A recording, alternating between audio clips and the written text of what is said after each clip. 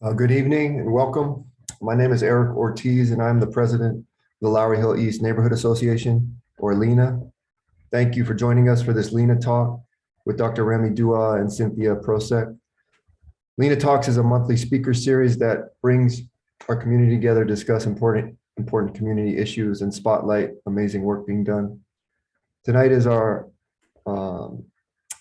second LHENA Talk of 2022. The topic is restoring hope and public trust in Minneapolis through mental health care services and restorative practices.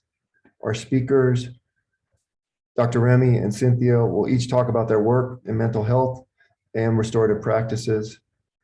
How can their innovative approaches to mental health care and restorative practices make a difference in the lives of our youth and community?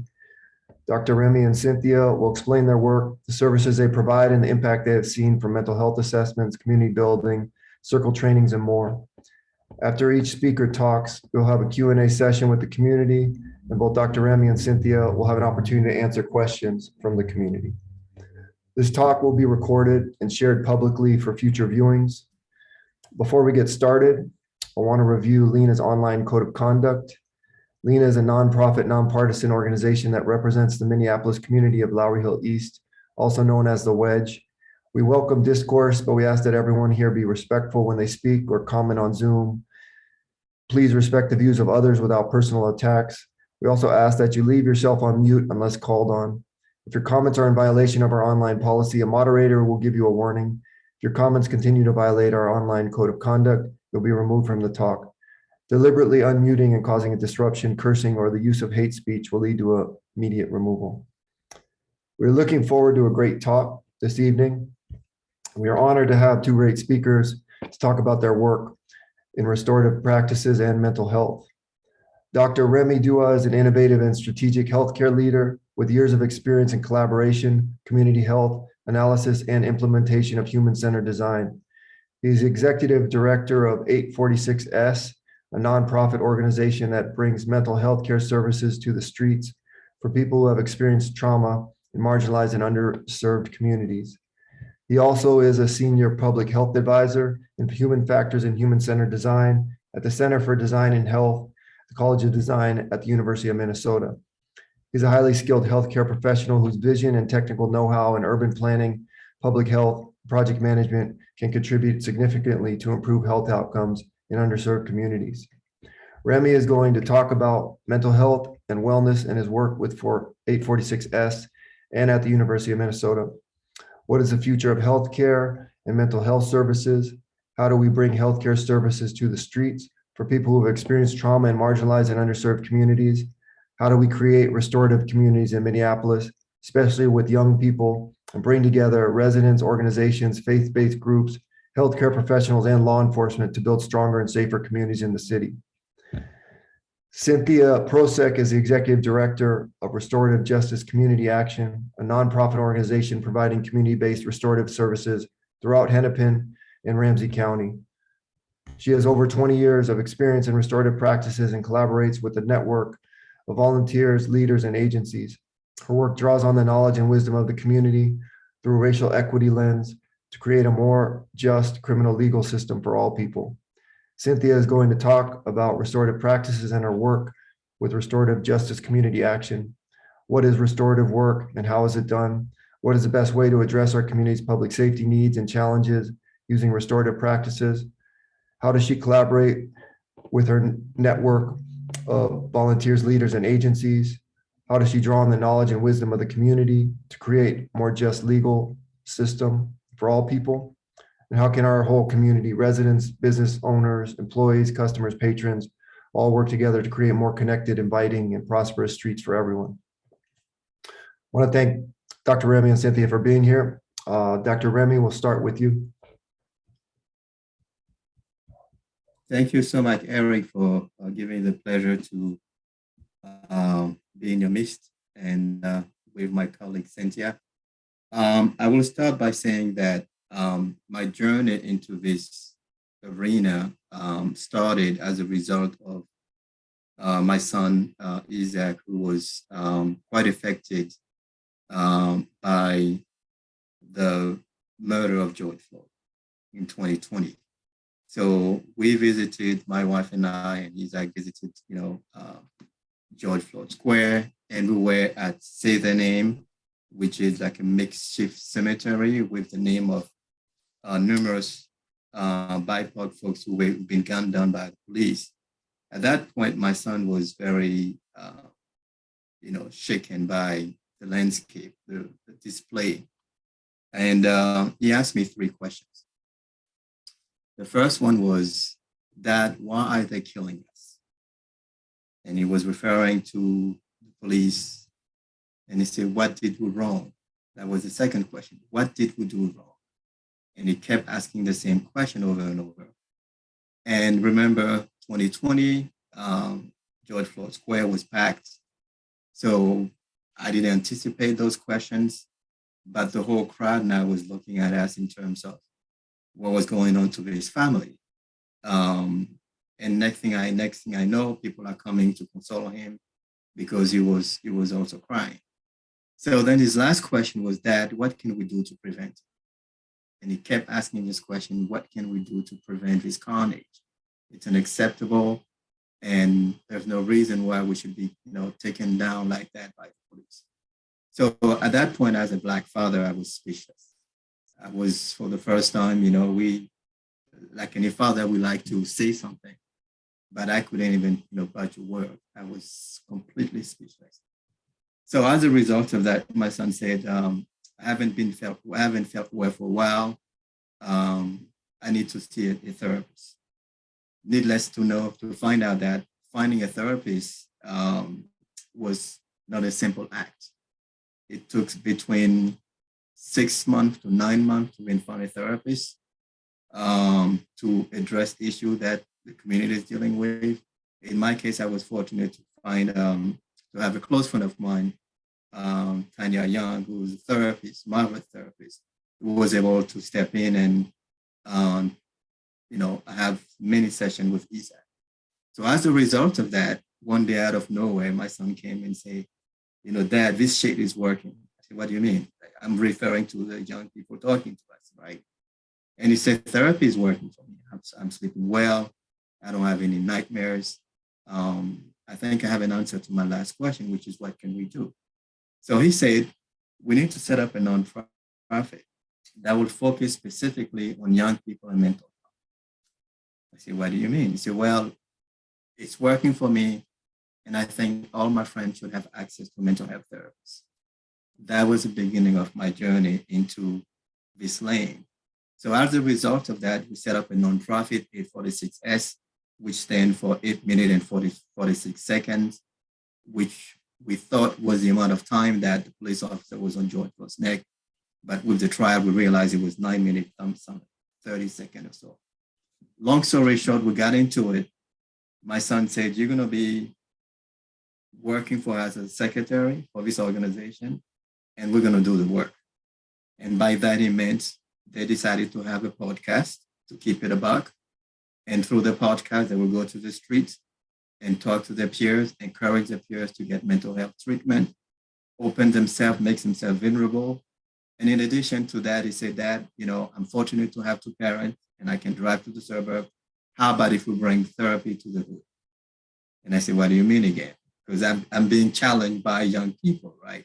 And so he said, well, we need to set up a mental, mobile application whereby people in the community can have direct access to the therapist, and that would solve so many problems. So we tried that, and we set up a platform called Impact.us. So long story short, my son also decided to be a security guard at George Floyd Square. Me as a dad wanted to be close to him. I decided to join him and see what was his journey all about.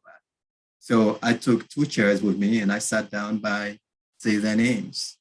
And next thing I know, people will come out of the Say Their Names and we sit down and start talking to me. Completely without my control, I've been doing mental health advocacy in the community since 2020 as a result of my son and his friends, and they wanted us to be with them in the community and having boots on the ground.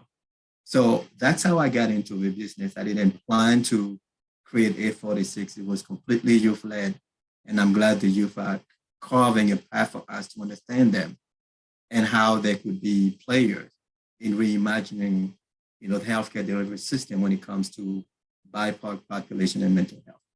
So I don't know if that's good enough, but that's my introduction, and I will make room for Cynthia to speak, or you, Eric. Thank you. Thank you, Remi. Cynthia. Sure. Thank you for the invitation, Eric, and for Laurie Hill East Neighborhood providing this opportunity to talk and sharing the space with Remi, who I appreciate very much. So I got involved with restorative justice over 20 years ago. That was back when in Minneapolis, the neighborhood revitalization monies were available. When the broken windows theory was strong, and so the neighborhoods decided to address community livability crimes, and so Stevens Square, Loring Park, downtown East and West, and Elliott Park decided to join together to try this new thing that they found, which was restorative justice. And so they developed a process where they could address in community cases where it seemed like people were being cited and they were just cycling through. They'd be cited, they'd go into court, they'd come back out, they'd be cycling. And so giving a face to the community, and also helping people know that we care about the community and that they are important to be, they as individuals are important to the community.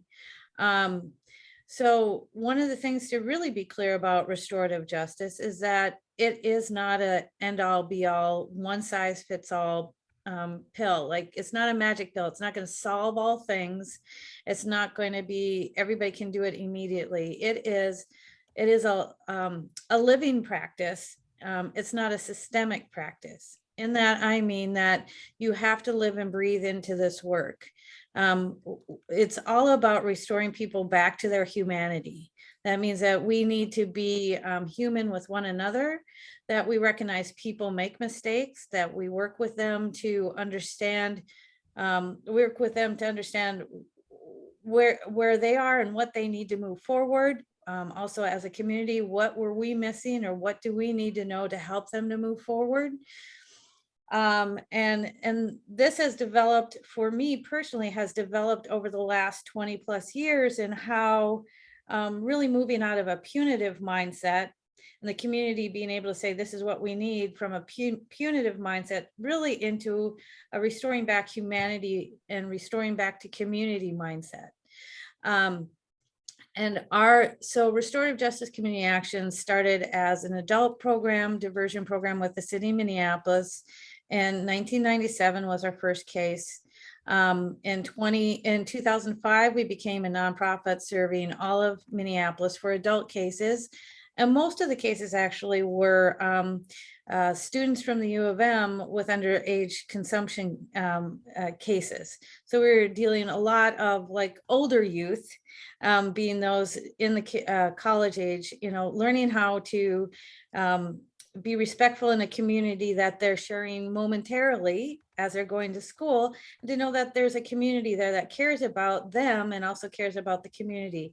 So the process that we use and is primary to our diversion work is called community conferencing, where individuals who are cited for offense meet with community members who can articulate their relationship with the community and with those individuals, to talk about how their behavior affects the community, impacts themselves, and hear from that individual how what happened, why they think it happened, how they feel about it, how they've dealt with it, and then what do they need to do to move forward.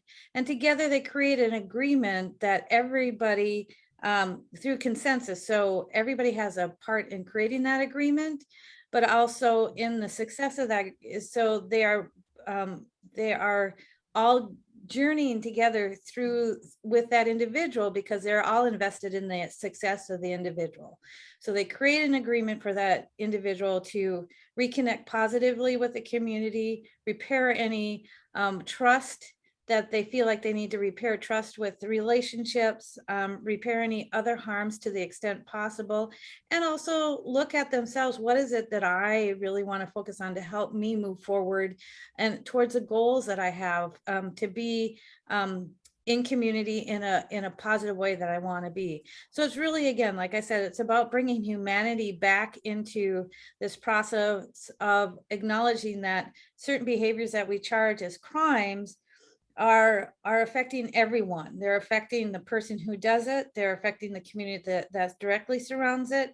They're maybe affecting a direct individual who was at the heart of the harm, but also the greater community. Is like people. There's a sense of, is this a safe place to be? So creating a sense of safety is really important by addressing the needs and the obligations to repair any harms that happen in community. And this is so much different than what happens in our traditional retributive systems of the legal system, where everyone is divorced from relationship. We are asked to be and to not talk to one another, because if we talk or tell the truth, we're more likely to get a greater punishment.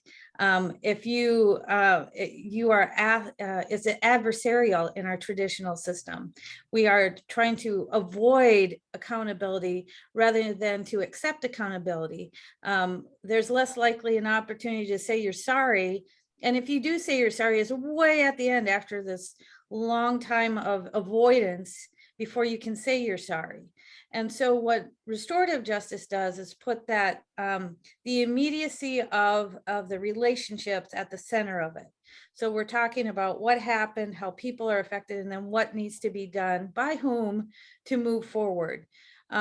So restorative justice in this work is really about centering around the community. And so, like I said, community conferencing is our main restorative process that we've been doing since 1997 for adults in Minneapolis. We now provide felony diversion in Hennepin County for adults, and we are also part of the Hennepin County Drug Court process for community conferencing. And then in 2010, we started working with youth, where we are doing community conferencing both at we have a great relationship with our other sister organizations that provide juvenile or youth restorative practices. With the Minneapolis Police Department has their own diversion program where we can get youth referred to us so that they don't end up with anything on their record, because then the charge never goes forward. We work with Hennepin County to get their cases dismissed for all of youth in Hennepin County. We work with Ramsey County. So we continue to do that and spread across into Ramsey County. So what we try to do is get as many opportunities for youth to get a bite at the apple of diversion and get it off their record. From if they miss a chance at the police department, then it goes to Hennepin County. Hennepin County reviews it. They get a bite of the apple at Hennepin County. They miss that first diversion option and it goes to court. They still get another chance at the court. So we're trying to give youth and their families more opportunities to address these things outside of the court process, not to eliminate that record and the collateral consequences of being in the criminal legal system. So we're also, restorative justice wants to move deeper into the criminal justice system. And in 2020, we piloted juvenile diversion or juvenile disposition program in Hennepin County, which means we are working with youth on their first entrance into probation. So we are supporting youth and their families with 2 community circle keepers who will work with them and the PO to talk about what happened, create a plan together that's based on their strengths, on their values, barriers that are concerns that make it difficult for them to succeed, but also their short-term and long-term goals. And they hold circles throughout probation to help them move through probation successfully and get off earlier. And so everything's decided within that circle group rather than it being determined by the judge. So in many ways, we have taken the decision-making away from the judge and all the professionals. And we said, what does a family need? What do they need to move forward and to feel successful? So again, restorative work is rooting it within community and helping the community decide what it needs and help them and support them to bring about that change and bring about that restoring themselves back to community. And that has been going on for 2 years now, and it's been very successful. The pilot is now a program of Hennepin County, and we have about 15 community circle keepers who are as diverse as the community they serve, that we serve. So we have worked to get community practitioners from communities of color that are most affected by the criminal legal system to be the ones who are helping our youth move out of the criminal legal system and back into community. So, so what we really want to do, or what restorative, like I said, restorative work, restorative justice is about rehumanizing our criminal legal system and our communities in that we are focused on who's affected and having them most be the ones to say how they need to move forward and giving them the tools and support to do that, rather than deciding for them how to do that and what we think is best for them.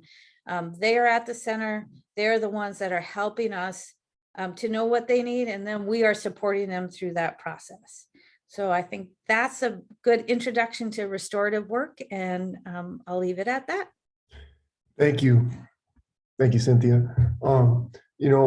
Question, for both of you, what are some challenges, that you faced in doing this work, with restorative justice, for example, some people, have misconceptions about it, that it's soft on crime and this sort of thing. How would you address that?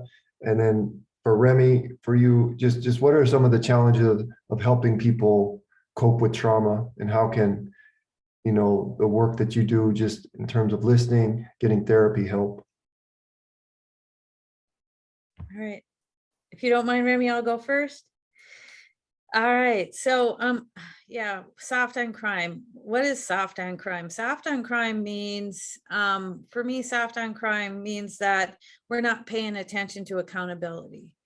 And accountability has been defined in many ways, but the way it's defined restoratively and the way it has more impact is that accountability is when somebody takes ownership of their own actions and the results of that and help to move forward and create, make amends for that, and to be involved and connected to transform whatever harm into a healing, hopefully healing moment.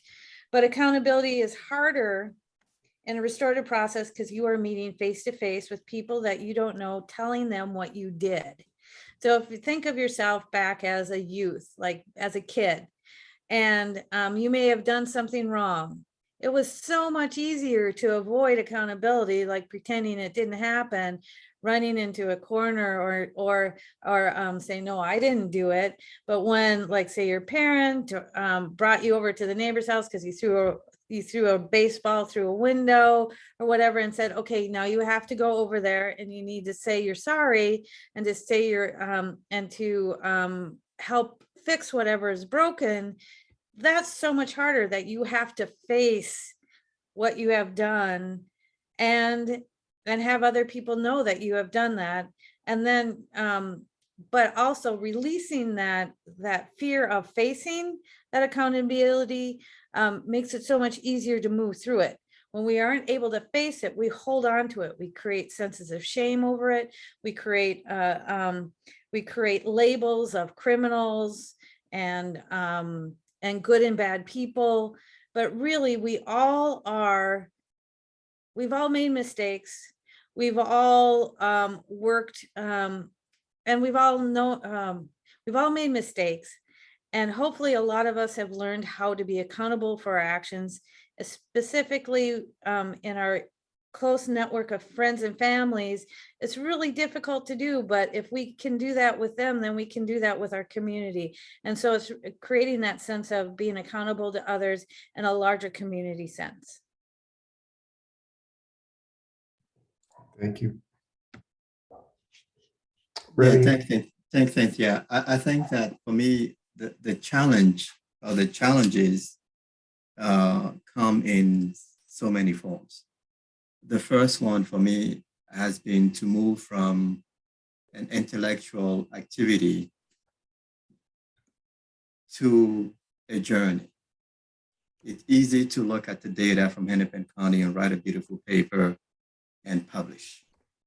It's one thing when your son tells you, I become numb to this system. It's one thing when your son tells you, I'm receiving death threats from white supremacists.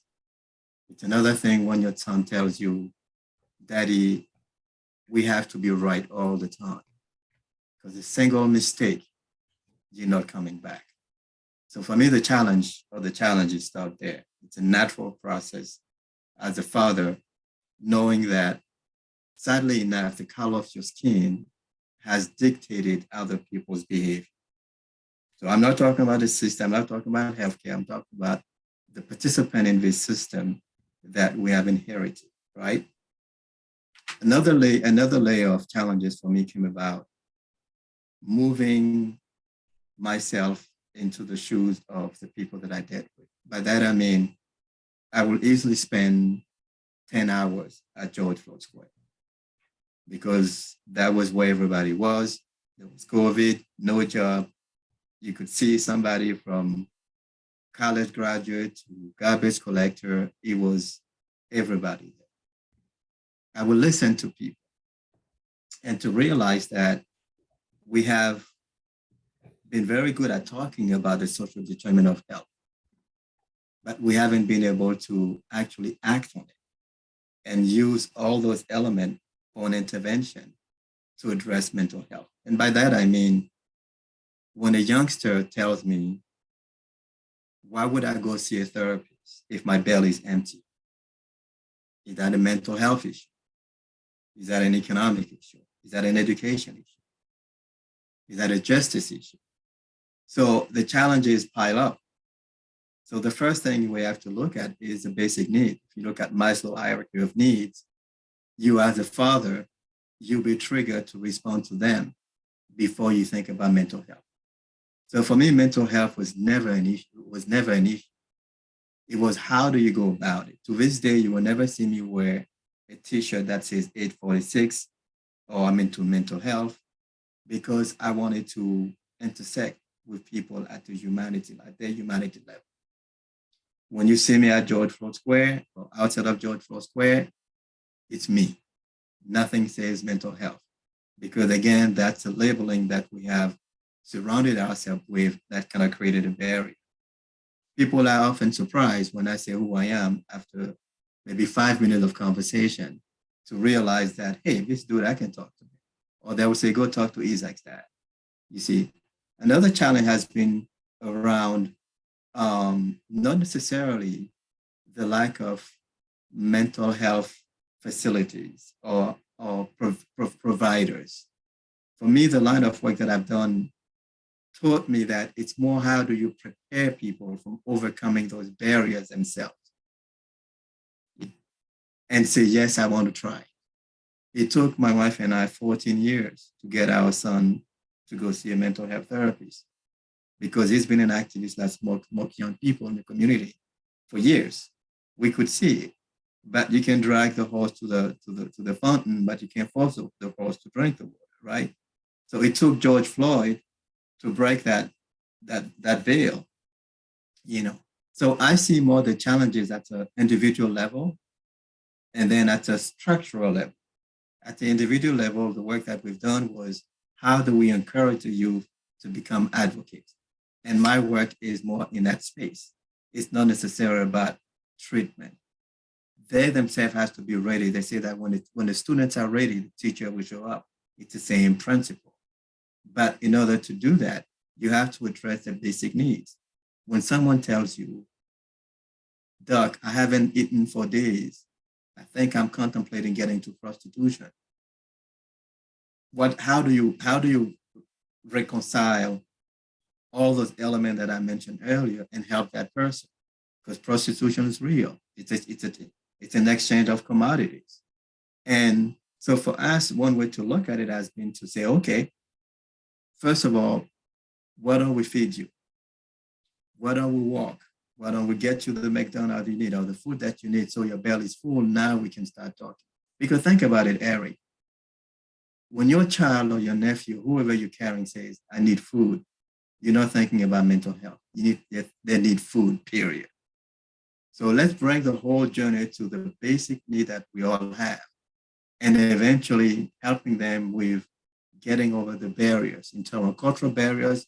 For some community, when you talk about mental health, they think that you're completely crazy. So it's not an easy term. The other piece is economics. They say, well, most of the kids that we deal with qualify for healthcare. But how can they get the act together when they don't control the mistakes of the adults? By that, I mean, you need to have proof of having filed taxes. The person is 21 or 18 or 13. What are you talking about? Where would they find their father's tax ID number? So the system itself is also full of layers of complication. And like the youth will use the word, it's a colonial system. And by that, I mean, those who came before us treated us as if everything was from a Eurocentric standpoint, that everything is clean. Johnny didn't have an ice cream. He's having little tender syndrome. Therefore, we can fix it. But when somebody tells you, it's been days, I don't know where to go to sleep. So for me, those personal story that I've heard, like a mother would tell you, do you know what it's like for me as a mother to go to bed, knowing that I haven't been able to help my daughters home with her homework? Do you know what it is like to wake up the next day, get her ready to go to school, knowing that I haven't done my part, not because I don't want to, but because I don't have the skill set myself, or I don't have access to the internet.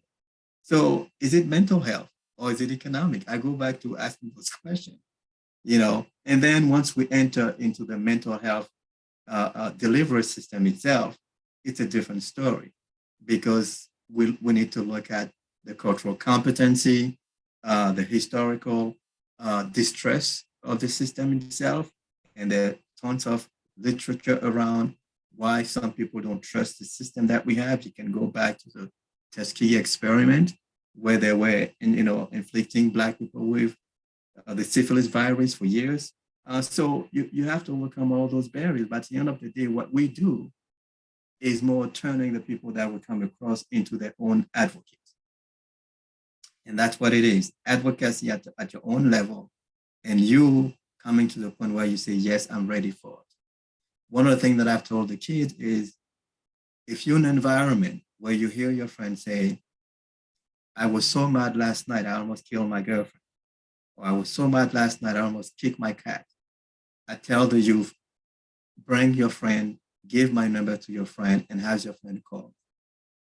And that's how we enter the environment of the youth, because you and I are adults, and their world is based on telephone. They're in a different village, which is the virtual world, which we don't even understand, right? So the ball for me is to put it in their hands with the leadership, working with them to make sure that together we can overcome the barrier that they're going through and we're going through as well, because we're being challenged.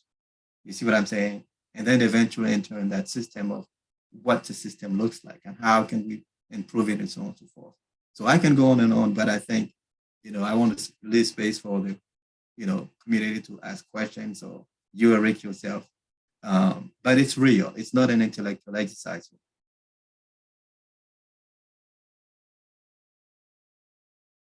We have a question here from the community. Do you think there are enough trauma-related resources in our community? It's a question for both of you. Go ahead, Cynthia. I think I will catch my breath a little bit. I think there are a lot in the community. I think enough, meaning I don't know if there's enough knowledge of who's in the community doing what. I think there are a lot of community-based resources out there, but we don't necessarily know who they are and how they are already working on the ground and connected in community. So part of the work and part of really being invested in community is knowing who is doing what work. Like Remi, I found out about Remi because we were introduced, I forget how, but we got introduced by Freddie Davis. Yeah, Freddie Davis. So we got introduced, and then so then we started building a relationship and finding out what each other was doing. So it's really about connecting and building relationships within the community to know who's doing what. So I don't know if there's enough, but if there's but knowing who's doing what and how they're doing it, that people trust, like what Remi's saying, trusting the systems. If we have a fancy building with lots of money that's coming from the government, what person that's been homeless for a long time is going to feel comfortable walking straight into that building? It's going to be somebody who they know that they've built a relationship with, a sense of trust for them to even access some of those resources. So it's both questions, both we need relationship building and to know who's doing what and how they're reaching them, but it has to be through relationship. Yeah, I think you're right, Cynthia. And I will add that for me, I think of it in the following manner. It's how do we define resources? Because oftentimes we think that the system has been designed, I keep using the word, in a colonial Eurocentric manner. The providers have to go through a certain length amount of studies. They have to be sanctioned by a university. And then the insurance company has to sanction their work, and off they go. But if we're talking about community as an asset, the people in the community who have been able to understand their peers, their culture, we haven't found a way to tap into their skill set. The church, how to de-escalate, issues. So we tend to go to the providers, those in the white gown, and so on and so forth. And I want to flip the question in terms of the resources that aren't enough in terms of the structure that we put in place. But the community is full of people who can do this work. But we don't consider them, them as providers. You have to be sanctioned with a diploma before you call a provider, right? And rightfully so, not everybody can do this work. But if we were to look at community and tap into the asset of the community, I think we'll go to a long way. The other piece is even having access to resources. We talk about, the Hennepin County or the government, the way the structure works. I was working with the youth the other day and said, well, I heard that Hennepin County can give you a contract, but then they have something called reimbursement. So the youth are saying, like, they're telling us that we have to come up with our own money, solve the problem, and then they will reimburse us for a problem that we haven't created. So think about it. Another youth told me, it is as if your house is on fire, and I'm telling you, you go find a way to get your own fire extinguisher. When you turn off that fire, you come to me and I give you some fire extinguisher, which I had already from the get-go. But I'm looking at you, see how you can solve the problem with your own resources. So it's just like, no matter what we do, we got to fight for a problem that we didn't create. Racism, we didn't create racism. That's what the youth will tell you. So to answer your question, it's not about resources of lack of it, how we define it, And how do we come as a community to see how can we look at community from an asset point of view, as opposed to a deficiency point of view, as opposed to leaving that problem to so-called the expert, and then thinking that everything is clinical. The work that I do is not clinical. Is it difficult? Yes. Do I respect my peers? Absolutely. Having boots on the ground also teach you, have been teaching me for that matter, different ways to be creative and addressing, like Cynthia said, the humanity of the youth. Today, I'll be honest with you, they don't trust us. And you have proof of it because the majority of the youth wanted to defund the police because we didn't listen to them. Their realities are different than ours. My reality is different than yours. Anytime I see a police car, I lose a few heartbeats. For most people, that's not the case. So we can't talk about resources when our experiences with the infrastructure and the system are not the same. So I'm saying this to say that there's still room for, organizing ourselves. This is what Eric, I like the fact that you're bringing us to talk about it and to hear those voices. Some of us who are doing the work and the challenges that we're facing to even do the work to start. In terms of leaving my house to go to downtown or to the square, it's not an easy task. I don't know if I'm gonna come back home because we've seen other people who never came home. So it's like an everyday battle. Like my son said, we have to be perfect to even go do the work that the city or the country or the community messed up in the first place, because we're not different than George Floyd. We could be him. We could be Castile. So it goes on and on, but at the end of the day, we all have work to do, and we have to redefine resources and look at community from an asset base versus deficiency base. You I don't know if mentioned, I answer your question, but oh yeah, it did. You mentioned breakdown of trust and lack of trust, is a big problem in society across all levels. How do you think can help rebuild that trust? How can the community help in this process as well to rebuild the trust? well, I think they told us, point blank, what the fact that we haven't listened to them. Because, why would the youth go and come up with a crazy idea as defund the police? You and I grew up with the police as, we thought for us, in our community, we thought the police was, the supporter, the helper, but that has been the case. Case in point, my son lost it when he went to George Floyd Square to the memorial. Not saying that all police officers are bad, but I have colleagues who are police officers and so on and so forth. It comes to the point where the youth are telling us, what do you think we have to come to your table? Why can you give us permission to create our tables? Because we're dealing with youth who are LGBTQ, we're dealing with new immigrant, we're dealing with Asian.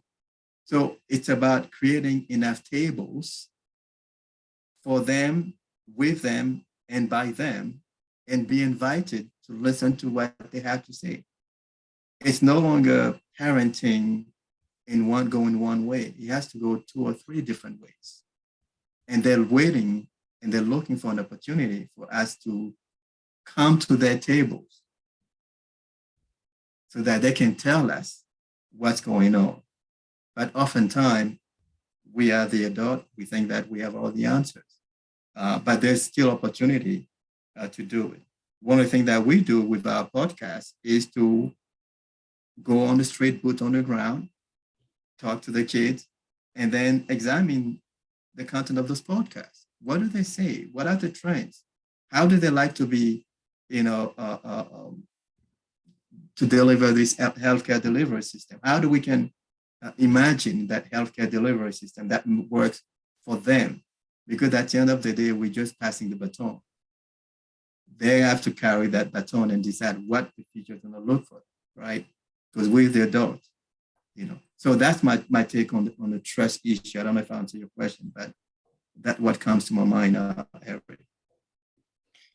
Well, and within my work with restorative justice, restorative practices, trust is really about, first of all, you are respecting the person enough to hear their story, to fully listen without judgment. And that's really rare, taking that time to slow down and to just hear and acknowledge who they are. And even when we think of police force, it's like, if people feel like they are being treated with humanity, they understand that consequences and can take accountability. And so really being listened to and heard is at the center of being recognizing them and building trust,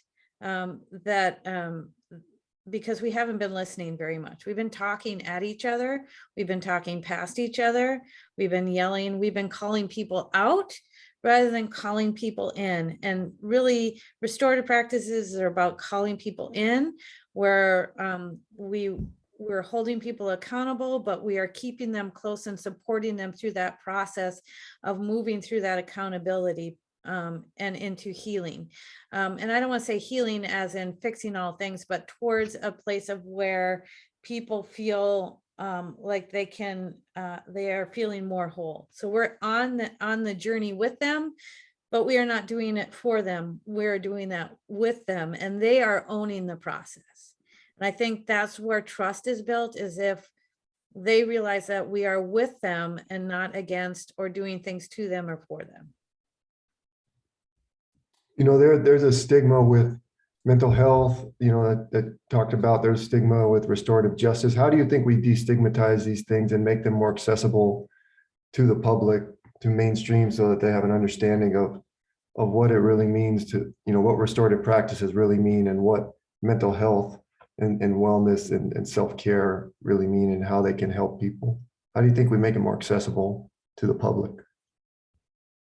I think it starts with conversation like ours, like what's the opportunity that you're giving us.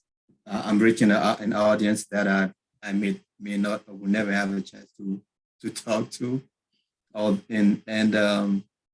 it starts with many people or a group of people understanding that it starts with the individual. It's a grassroots movement. With you, meaning the individual. If I were to take my son, for example, it didn't matter how many PhDs I had, how many PhDs his mother had. There was a moment in his life where he felt ready to get the treatment he needed, right? So it's not up to us to figure a way to make it popular or to do this. It's for the people that we're dealing with coming out of us respecting their humanity, us understanding what it's all about, and then sharing that experience with their peers and saying, listen, it's all right to be and feel vulnerable. There's nothing macho in knowing that you're not doing well. It's about peer relationship. Who do they respect? Who do they talk to? And then as we promote and expose most of the positive behavior coming out of the interaction, we'll be in good shape. Think about it. If it were not for George Floyd, we would not be talking about mental health in the way that we're doing now.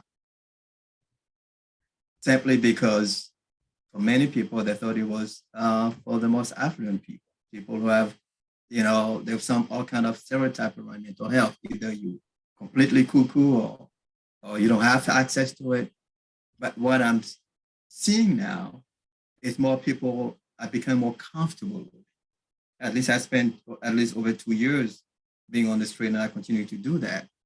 And I see people who call me. Recently, there was a young lady who called me, and I was part of your circle of conversation on mental health. And, I'd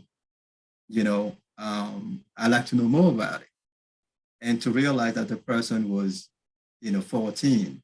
So then I say, well, you sound very nice, you're very young. I need to talk to your parents before we proceed and so on and so forth. So I'm saying this to say that they will surprise us.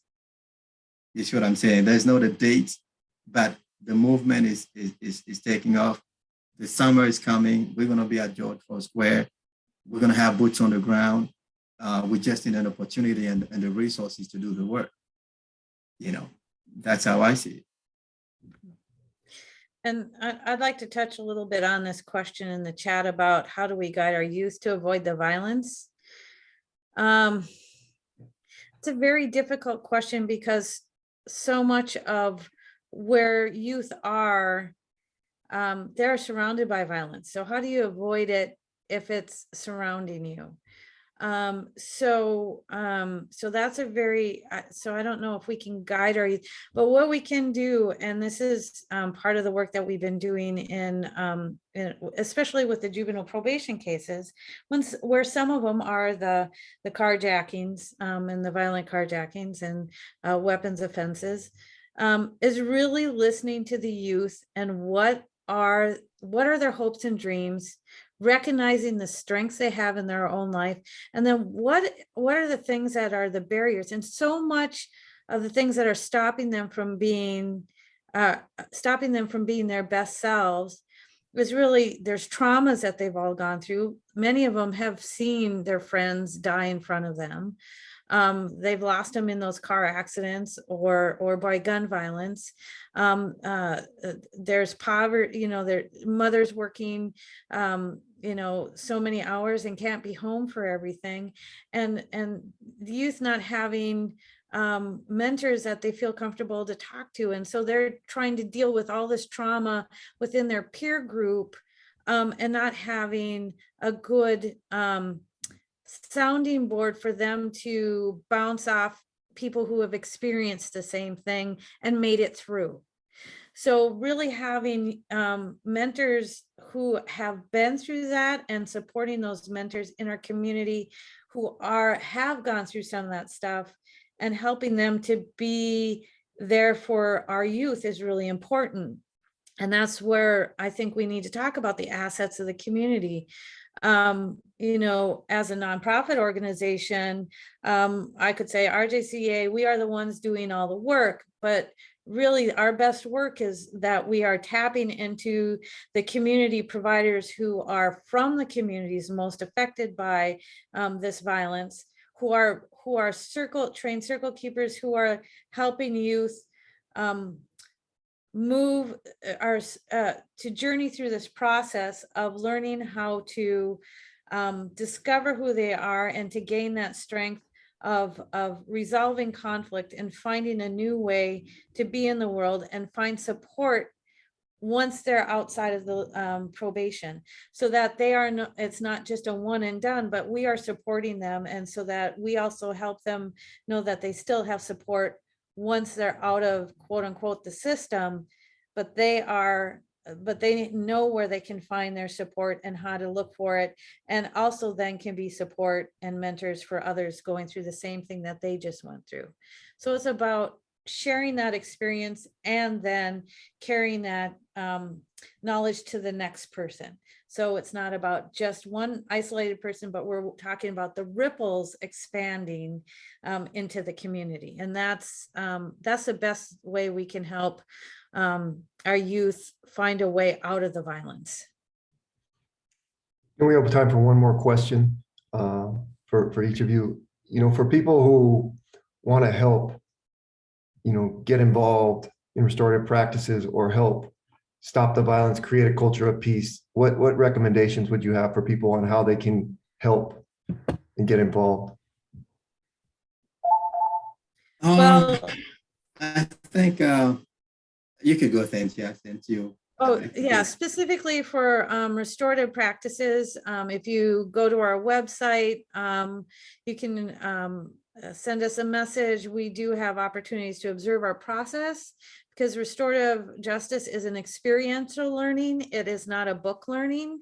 So being part of the process, learning how that works, and if it's a good fit for you, then moving through our process. Tina Siegel's our program manager, who will sign you up for observing and then being part of the process to move forward and to where you may want to move deeper into the restorative practices.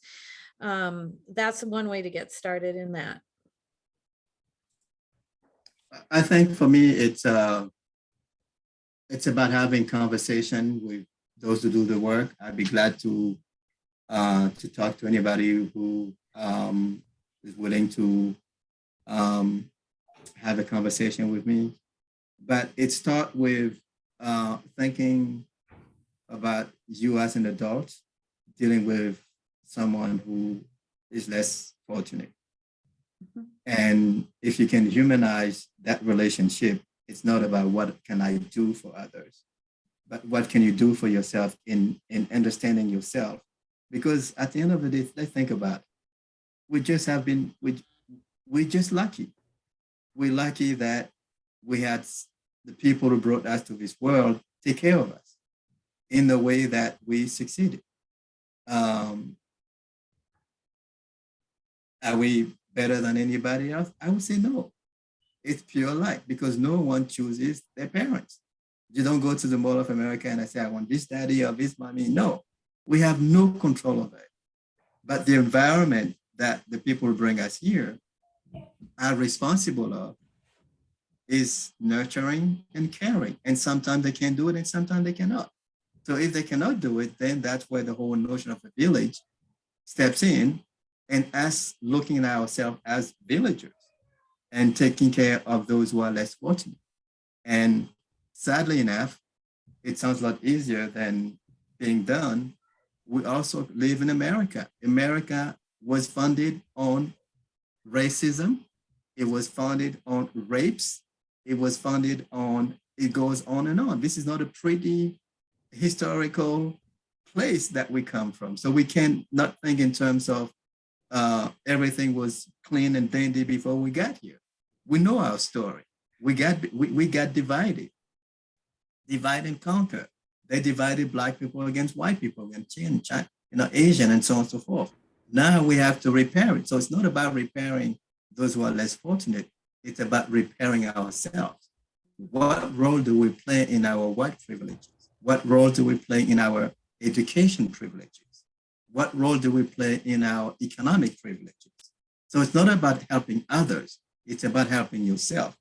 If you're ready to do this work yourself, then everything will flow, because at the end of the day, it's about loving someone who's saying, I haven't had any food for 2 days, or I'm not, university qualified. I'm not university candidate. I'm struggling with my GED. It could be your son, it could be your nephew, it could be anybody else. So at the end of the day, it's your humanity that you have to face to do this work, because you're in a better position than others. And that's how I will conclude it. I hope I make sense to you. I can talk forever. But yeah, yes, thank you. That was wonderful talk. Thank you. This is a critical moment. I want to thank you both, Dr. Remi, Douah, and Cynthia Prosek, for being our speakers and sharing your insights and expertise for this great LHENA Talk tonight. It's a critical moment for Minneapolis and the world. We need to do all we can to help create peace at the local level, national level, and global level. And restorative practices and mental health service can help restore humanity, restore hope, restore trust, and create healthier communities. Great things can happen in communities when people work together. We need to just continue to help bringing people together and working together to come up with solutions that help all of Minneapolis. That's why the work Dr. Remi and Cynthia are doing, both are doing, is so important. We need to keep pushing to create solutions that serve the common good. It's not always easy, but it's worth the effort. I want to thank you again for both being our speakers tonight. I want to thank everyone who joined us in the audience for participating in this talk. If you know anyone who wasn't able to join us, we'll have a link to share the video once it's available, and encourage others to watch this talk with a lot of important information on how we can move forward and create restorative communities. Our next LHENA Talk will be on local journalism on April 27th at 7 p.m. Our speakers will be Tesha Christensen, the publisher of Southwest Connector, and Melody Hoffman, editor of Southwest Voices. They will talk about the challenges and opportunities of neighborhood community journalism, running a newspaper and local websites, and how local news organizations can build community and help advance local solutions. Till then, please keep supporting local businesses, keep showing up for local events, and keep giving back to the community. Together, we can make our communities better and stronger and healthier and safer. Thank you all again for being here, and have a great night. Thank you, Eric. Thank you. Peace. Peace.